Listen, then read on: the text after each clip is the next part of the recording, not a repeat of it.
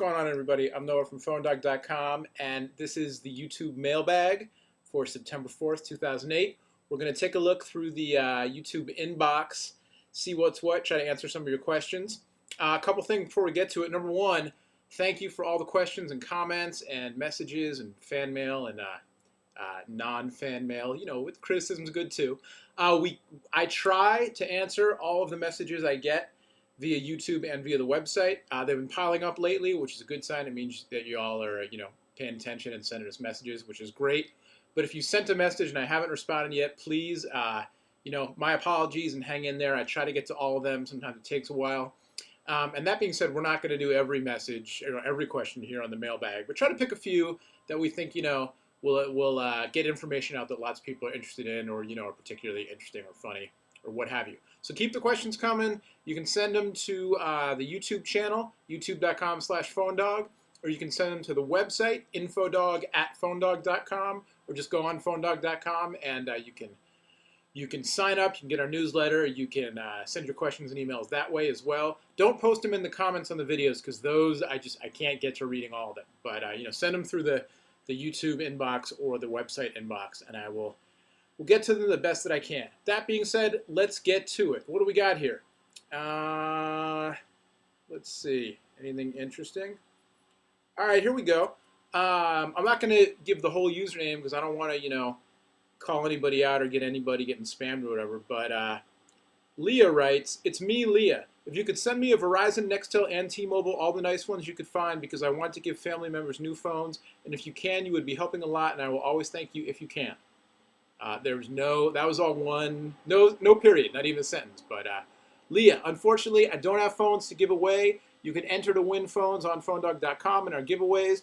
That's all I can offer to you. I think it's great you want to help your family out, but unfortunately, I can't just give away phones. Sorry. All right, the Paperboy asks, "Hey, I was very excited to see the video review of the Nokia 5610, but I don't know where the blog is for your favorite T-Mobile phone. Is it on the website or on YouTube?" All right, Paperboy, I'm not exactly sure what you're asking. My blog is on the website, PhoneDog.com, and you can just click on any article I've written where my name is, and that'll take you to my blog, or just on the homepage. All my blog articles get posted to the homepage anyway. My favorite T-Mobile phone, that's a tough call, because I'm a T-Mobile customer, my personal account, but I use an unlocked iPhone, which is not obviously a T-Mobile phone.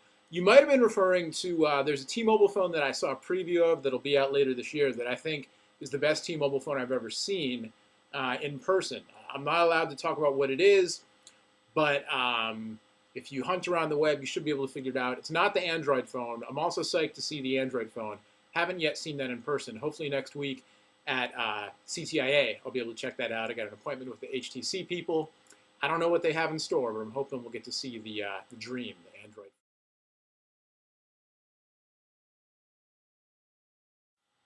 All right, Edwin asks, "I'm a T-Mobile I'm sorry. Help! That's the title of the email. All right. I'm a T-Mobile subscriber. Do you think I should buy the new Sidekick, or are any new phones coming up?" And it's signed with a smiley face. Edwin, so two things. One, should you buy the Sidekick? I guess that depends on what you want to use it for, but it sounds like you're interested in it. So I assume you do a fair amount of messaging, texting, IMing, emailing, that kind of stuff on the go. Two, any new phones coming up for T-Mobile? Yes, T-Mobile users finally have something to look forward to. It's been slim pickings for us. I'm a T-Mobile subscriber myself right now. There are a couple phones coming out that are pretty exciting. One is from, this is just a rumor, but we've seen lots of rumors and spy photos and everything. The HTC Dream, which is the first Google Android phone. That should be coming out as early as later this month, although we're not sure, but hopefully before Christmas time, in time for that holiday shopping madness nonsense. But that will run Google's new Android mobile operating system, which is pretty interesting, should be pretty exciting. HTC made, looks like it'll have a touchscreen and a sliding touchscreen with a QWERTY board underneath, kind of Sidekick style. So that might be worth waiting to check out. There's also a phone that I've seen in person, but I'm not allowed to talk about because I signed an NDA agreement. But it's a high-end, it's not a smartphone, but it's a high-end phone that if you've been jealous of a certain phone that gets a lot of press and some people are tired of, and is only available on AT&T, and is made by a company who's named after a fruit. I think you know what I'm talking about. If you're jealous of that phone and you're on T-Mobile, there's a phone coming out that you might want to, hang around and check out. It's not like a copy of that, but it's similar in style and has some pretty high-end specs. Pretty exciting. I'm kind of psyched for that one. A couple other rumors about a Motorola camera phone, high-end camera phone. And a long time ago, there was a rumor about the LG Beauty coming to T-Mobile. That never happened. LG just announced the Beauty 2. They're not calling it that, but it's the Beauty follow-up. It's got an 8-megapixel camera, touchscreen. It's 14 millimeters thin. It's a candy bar phone with a touchscreen. That looks pretty cool. I haven't heard anything about that coming to T-Mobile, but that'd be pretty sweet. At any rate, yeah, there are new T-Mobile phones coming. Should be coming this fall and early winter that are definitely worth checking out. So if you can stand it, Edwin, hold off. Don't buy that Sidekick yet. Wait and see what comes out from T-Mobile in the next few months. All right, here's one from somebody, we'll just call them Winter. Hello, I love watching your videos. Well, thank you. They're very interesting and cool. Well, so's your email so far. I was wondering right now, I have the Venus, but I'm getting a new phone and I was definitely thinking about the Voyager. I saw the video when you graded the Glyde NV2 and the Voyager, and you mentioned that there will be a Voyager refresh coming out. Should I wait for that? What will the difference be between the original Voyager, etc., etc.? Thanks, and I would appreciate it if you message back. Thanks a million. All right, well, thank you a million for the question. The Voyager refresh I was talking about is an update that just came out along with the Voyager Titanium. So basically, there's two things. There's a software update to the old Voyager you can get, and then there's a new phone, the Voyager Titanium. Now, the new Voyager Titanium, which I just did a video on, is basically the old Voyager with a different color plus the software update. So you don't have to go out and get a new Voyager if you have the old one. You can get the software update for free. The software update basically adds two things. Support for VCast with Rhapsody, which is Verizon's VCast music system, but now they support Rhapsody. So if you have a Rhapsody account, you get your subscription-based music through Rhapsody. You can play those tracks on your Voyager. And then also support for visual voicemail. Verizon now offers visual voicemail, but it's extra. It's $3 a month extra. So just because you get the software update or the Voyager Titanium, it supports visual voicemail, but you still have to pay the $3 a month extra to use the visual voicemail service. I hope that answers your question. I was, kind of hoping maybe for a brand new Voyager, but nothing like that, at least, not yet. So there you go. All right, let's see. Someone who we'll call, oh, nice, it's a drummer. All right, Iron Cobra, we'll leave it at that, but you know who you are. I'm a drummer also, so there you go. I like the picture there of the China symbol.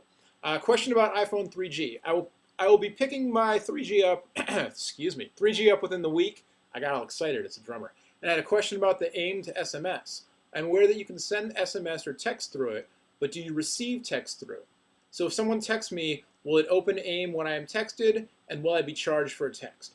Okay, the answers are that no, it will, well, yes, you can receive a text. If somebody texts you through AIM, you'll get it, but no, you won't automatically get a notification or have AIM open up automatically. What this question is about is a while ago, I did a video that included some stuff about using the free AIM Instant Messenger program for iPhone 3G, or for iPhone, the new iPhone software, to let you send and receive text messages without paying extra for AT&T's messaging plan.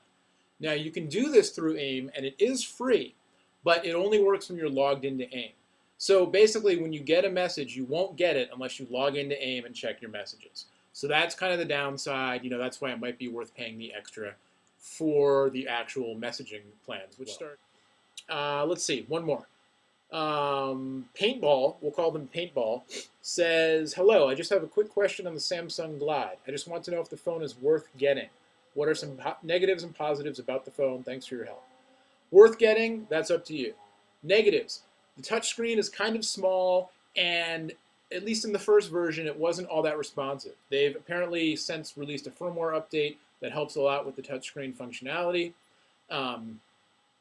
What else? Negatives. It has a full HTML browser, but it's not the best HTML browser. It's better than a regular WAP browser, you can get to more websites, but it's not that great, especially because the screen is small physically, so you can't see that much of the web page, at once.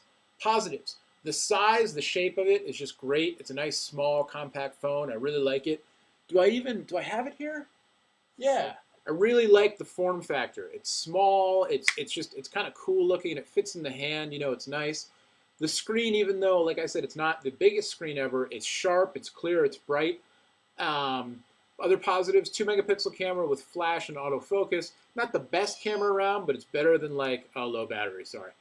Better than your standard, low-end camera phone camera. The menu system, I think, is pretty good.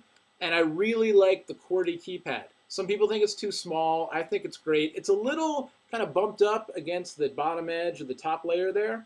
But I got to cut my nails, sorry. But I think it works really well. It's really easy to use. And I like that you can access the touchscreen and the QWERTY at the same time because it's a slider. Like on the Voyager, you have to flip it open, and then the touchscreen's on the back, and you can't use it. But on Glyde, you can get right to the touchscreen while it's slid open. And I just think it's kind of a fun phone. If you do a lot of texting, it's great. But go check it out in person. See if they have the new firmware for the touchscreen and how much that helps. Because that was my big complaint about it, was that the touchscreen wasn't all that responsive. All right, I think that's long enough for now. Let me know what you think. Do you like the mailbag? Is it boring? Is it helpful? Is it fun? If you like it, we'll do more. If you don't like it, it's out of here. Until next time, I'm Noah from PhoneDog. Thank you so much for watching. As always, check out the website, much more on the site. You can win phones, you can read the blog, you can talk to each other in the forums, submit your tips and tricks. What else? We got CTIA in San Francisco next week. I'll be there with the whole PhoneDog crew, covering all the new releases, hopefully some cool stuff. And I think we're talking about maybe starting a podcast up. I don't know, we'll have to see. Anyway, keep the emails and the questions coming. Thanks for watching. We'll see you next time.